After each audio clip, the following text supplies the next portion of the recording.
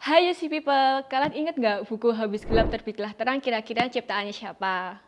Nah, pasti udah pada tahu dong. Jadi, tanggal 21 April ini kita akan memperingati Hari Kartini, yang merupakan hari kelahiran pahlawan nasional Raden Ajeng Kartini atau dikenal dengan R.A. Kartini, diperingati sejak tahun 1964.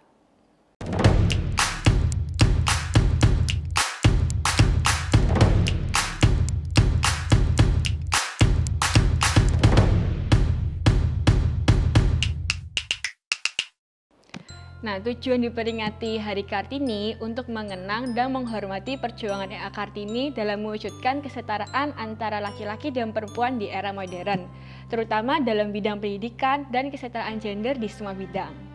R.A. Kartini dikenal sebagai tokoh emansipasi wanita yang menentang keras pasifnya posisi wanita di Indonesia pada sistem masyarakat, keluarga, dan pemerintahan. Beliau juga berpendapat bahwa perempuan juga harus memiliki hak dan kapabilitas yang sama untuk melakukan pekerjaan yang hanya bisa dilakukan oleh laki-laki saja. Namun, tahukah kalian bahwa Kartini juga seorang perintis pluralisme di Indonesia? Nah, baru tahu kan? Yuk kita bahas sama-sama. Kumpulan surat Kartini dalam buku Habis Gelap Terbitlah Terang adalah terjemahan dari kumpulan surat Kartini dalam bahasa Belanda yaitu Door Duisterknistotlich yang diterbitkan pada tahun 1911. Dalam buku tersebut terdapat dua surat yang menunjukkan simpati Kartini pada orang Tionghoa. Yang pertama, surat Kartini pada tanggal 17 Juni 1902. Surat tersebut muncul karena ada peristiwa yang dialami oleh R.A. Kartini, yaitu saat beliau sakit berkepanjangan lalu sembuh setelah meminum abu lidi sesaji di kelenteng Welahan, di mana kutipan tersebut berbunyi, "Saya adalah anak sang Buddha." Yang kedua, surat Kartini pada tanggal 27 Oktober 1902, Kartini menuliskan, "Di surat kabar baru saja saya baca bahwa beberapa anak perempuan Cina mengajukan agar mereka diperbolehkan turut menempuh ujian guru. Hura untuk kemajuan. Saya sungguh gembira tentang hal itu. Orang-orang Cina sangat keras dalam mempertahankan adat. Sekarang kita lihat juga bahwa adat yang paling keras dan paling lama dapat dipatahkan juga. Saya mendapat semangat dan harapan. Ingin benar saya berkenalan dengan anak-anak Cina yang berani itu. Ingin sekali saya hendak tahu pikiran, cita-cita, dan perasaan mereka, jiwa mereka. Selamanya, saya ingin punya teman-teman Cina. Saya ingin benar hendak mengetahui hidup kejiwaan anak perempuan Cina semacam itu. Pasti banyak keindahannya." Namun, ketika buku Door Duisterknistotlich ini diterjemahkan kembali secara selektif oleh Armin Panne menjadi buku Habis Gelap Terbitlah Terang pada tahun 1938, di mana kedua surat tersebut itu tidak diikutkan.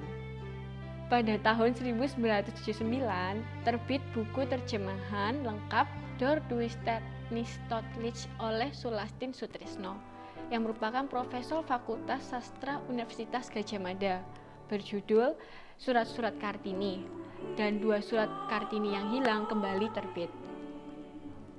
Pada tahun 1987, FJB Jacquet menemukan kumpulan surat-surat Kartini yang belum diterbitkan. Jacquet ini merupakan petugas arsip di Belanda, di mana buku tersebut berjudul Breven. 2 tahun kemudian, pada 1989, Sulastin Sutrisno kembali dipercaya menerjemahkan dan total terdapat 4 surat tentang Tionghoa plus Arab. Nah, pada salah satu suratnya terdapat surat yang memuji Oei Tiong Hem sebagai seorang filantropis. Di pihak lain, Kartini juga mencela sikap kolonial yang selalu memojokkan Tionghoa. Kartini pun juga melakukan pembelaan kepada golongan Tionghoa. Hal ini tampak pada salah satu surat kepada Nyonya Abendanon. Kartini memuji Oei Tiong Hem sebagai ayah anak-anak perempuan yang maju. Seorang diantaranya pasti pandai luar biasa dan mempunyai rencana pergi ke Eropa untuk belajar menjadi pengacara. Hebat! Kartini pun memiliki pemikiran tentang pluralisme.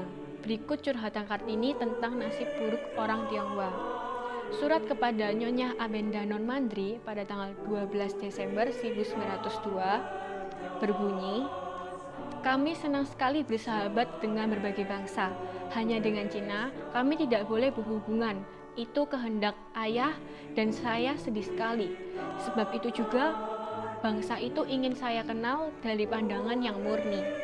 Kami ingin benar berhubungan dengan orang-orang dari berbagai bangsa, kepercayaan, dan aliran."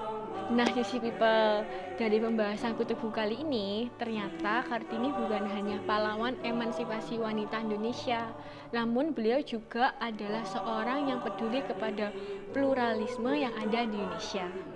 Oke, Sissy People, sampai di sini edisi kutu buku kali ini. Sampai ketemu di edisi berikutnya. Bye-bye!